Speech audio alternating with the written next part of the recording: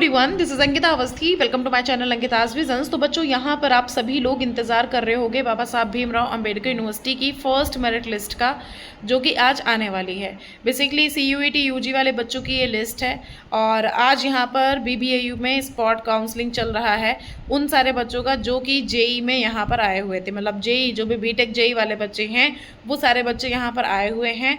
बस मैं आज पहुँच नहीं पाई हूँ ड्यू टू सम इमरजेंसी, क्योंकि मैं अभी घर से वापस आई हूँ, तो इस वजह से मैं पहुँच नहीं पाई हूँ।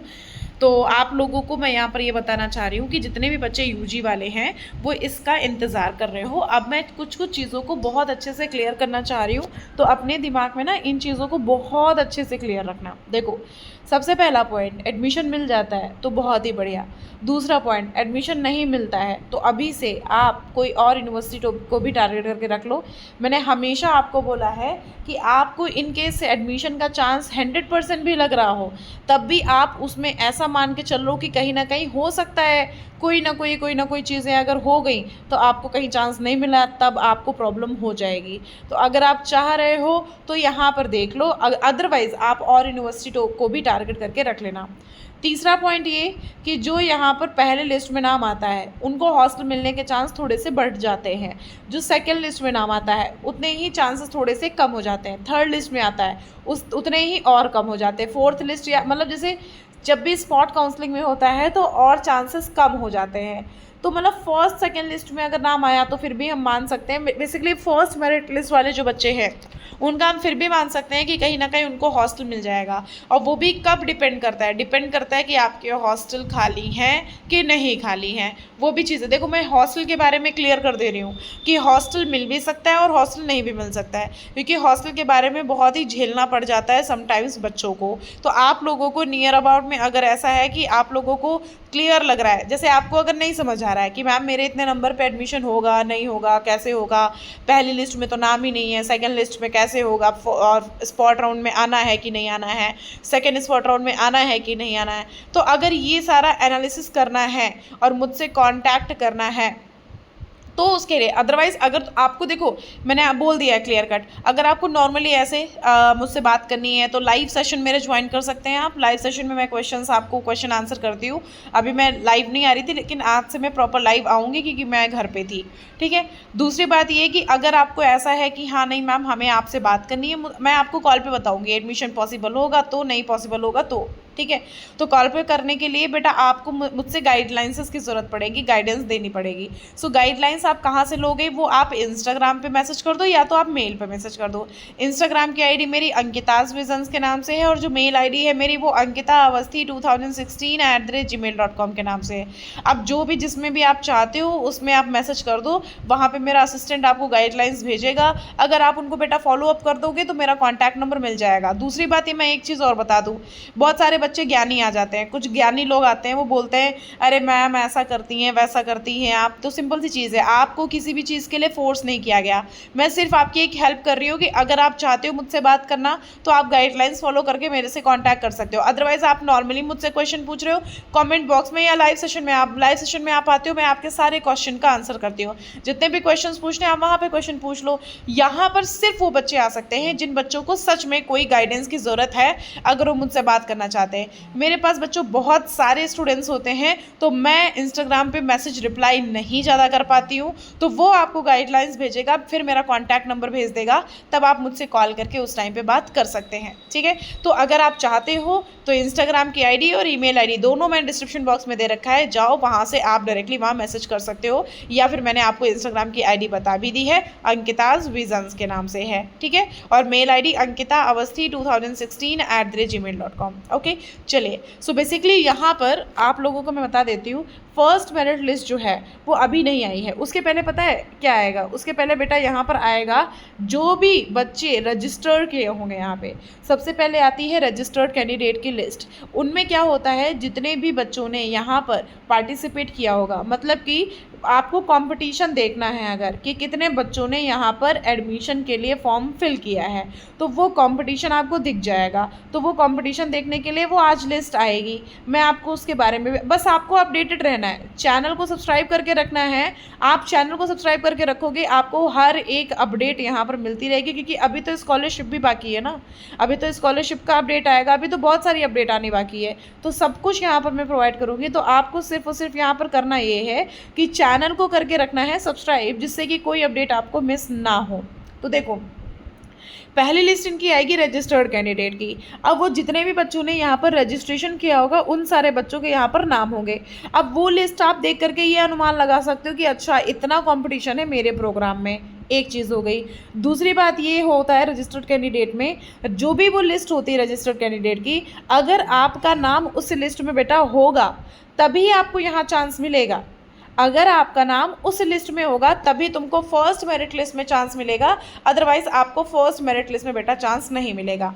अगर आपका नाम फर्स्ट मेरिट लिस्ट में होगा तभी आपको फर्स्ट, अगर इस रजिस्टर्ड कैंडिडेट की लिस्ट में नाम होगा तभी आपका आगे जितने भी राउंड आएंगे उनमें चांस बन पाएगा तो बन पाएगा। अदरवाइज अगर आपका इस लिस्ट में नाम नहीं होगा, जो लिस्ट यहाँ पर आएगी, अभी देखो बेटा इनकी लिस्ट नहीं आई है।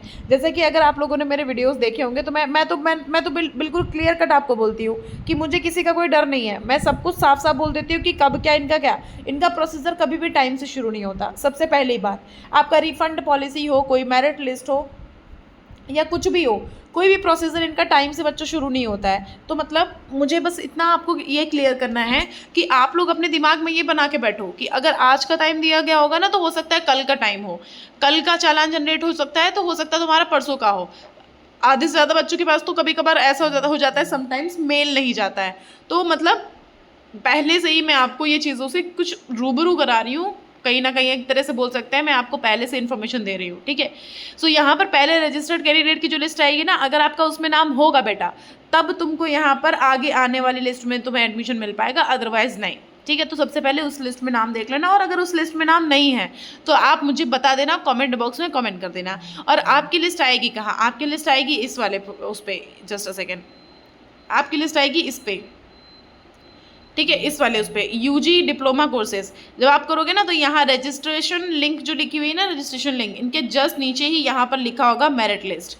तो यहाँ पर सबसे पहले तो ऑल रजिस्टर्ड कैंडिडेट की लिस्ट आएगी। अब बच्चे जब वो देखेंगे ना तो कंफ्यूज हो जाएंगे, अरे मेरा नाम आ गया, मेरा नाम आ गया, मेरा नाम आ गया। नहीं भैया, वो जो लिस्ट होगी ना वो सारे बच्चों की रजिस्ट्रेशन वाली लिस्ट होगी, मतलब कितने बच्चों ने यहाँ पर फॉर्म फिल किया है उन सारे बच्चों का डाटा होगा। उसके बाद आपकी फर्स्ट मेरिट लिस्ट आएगी, तब अगर आपका उसमें नाम है तब तुम्हारा एडमिशन हो गया, अदरवाइज तुम्हारा एडमिशन नहीं हुआ। ये चीज़ अपने दिमाग में बिल्कुल ख्याल में बिठा लेना, ठीक है। और मैंने आपको ये बताया हुआ है कि हॉस्टल कैसे मिलेगा, किसको मिलेगा, ये सारी चीज़ों के बारे में। तो तुम लोग अपडेटेड रहना बस चैनल पर, मैं आपको बताऊंगी कि स्पॉट राउंड में आना है, किसको आना है। देखो बच्चों, हम आपको पहले बता देते हैं, स्पॉट राउंड में अगर तुमको पार्टिसिपेट करना है तो उसके लिए कहीं ना कहीं तुमको पहले से चीज़ों के बारे में पता होना चाहिए। तो मैंने तुमको बोला कि तुम मुझसे कॉन्टैक्ट कर लो, मैं तुमको सब कुछ बता दूंगी। अगर तुम्हारे कम नंबर हैं तो इसका मतलब तुमको स्पॉट राउंड में आना पड़ेगा। अब जैसे जैसे यहाँ पर देखो फर्स्ट इनका मैंने बता रखा है ना शेड्यूल जो भी है इनका, आज का देखो 12 तारीख का लिखा हुआ है कि 12 तारीख की फर्स्ट लिस्ट आएगी। कल तक का आपका चालान जनरेट हो जाएगा। चालान जनरेट मतलब कि आप लोगों को अपना मेल आईडी चेक करते रहना है, और मेल आईडी चेक करने के बाद अपना पोर्टल भी लॉगिन करके देखते रहना है। जिस पोर्टल से आपने यहाँ का फॉर्म अप्लाई किया था उस पोर्टल पे आप लॉगिन करके देखोगे, तो वहाँ पर लॉगिन करके जब देखोगे ना तो वहाँ पर पेमेंट का ऑप्शन आ जाएगा, पे एडमिशन फीस ऑरेंज कलर से लिख के आ जाएगा। अगर ऐसा है तो समझ जाना एडमिशन हो गया, आपका पहली लिस्ट में नाम आया है। और अगर नहीं है ऐसा तो मतलब पहली लिस्ट में नाम नहीं आया है, मतलब पहली लिस्ट में नाम आएगा तभी तुम्हारा चालान जनरेट होगा। और चालान जनरेट होने में थोड़ा सा टाइम भी लग सकता है, तो उसके लिए परेशान मत होइएगा, वो चीज़ मैं पहले ही आपको क्लियर कर दे रही हूँ।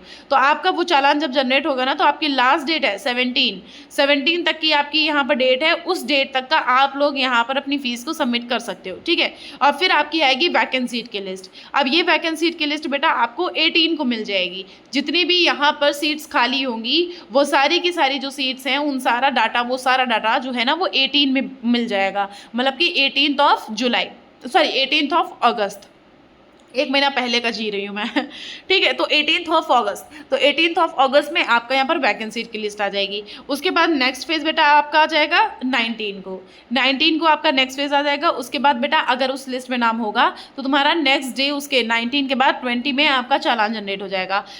मैं जो हूँ मैं थोड़ी सी बिजी रहूँगी शायद 18, 19, 20 में, लेकिन फिर भी कोई इशू नहीं है। 20 में मेनली मैं बिजी हूँ क्योंकि मैं थोड़ा सा काम से जा रही हूँ, अदरवाइज मैं और तो चलो ठीक है, कोई इशू नहीं है। चलो तुम लोग कॉल कर लेना, मैं फिलहाल बात कर लूँगी। टाइमिंग वगैरह सारा सब कुछ आप देख करके मुझे कॉल कर लेना, ठीक है। और सेकेंड लिस्ट ये जब आ जाएगी ना, तो सेकेंड लिस्ट 19 को आने के बाद फिर 20 में चालान जनरेट होगा, फिर 24 में आपका यहाँ पर पेमेंट करने का लास्ट डेट है, और 25 में वैकेंसी आ जाएगी। फिर बेटा 27, 28 में आपका यहाँ पर स्पॉट काउंसलिंग 1 है।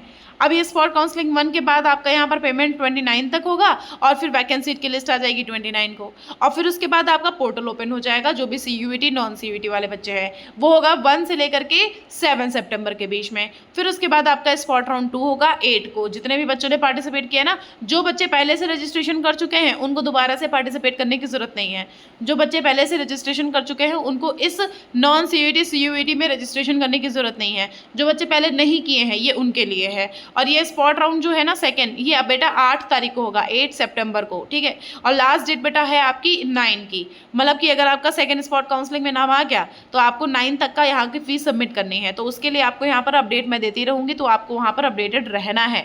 बस चैनल को सब्सक्राइब करके रखना है, इसलिए मैं आपको बता रही हूँ क्योंकि आप ही का फ़ायदा है, इसमें मेरा कोई फ़ायदा ऐसा सच है नहीं, ठीक है। उसके बाद आपका डॉक्यूमेंट वेरिफिकेशन और क्लासेस 10 तारीख में होगी। मतलब आपका सारा सब कुछ 10 तारीख में होगा।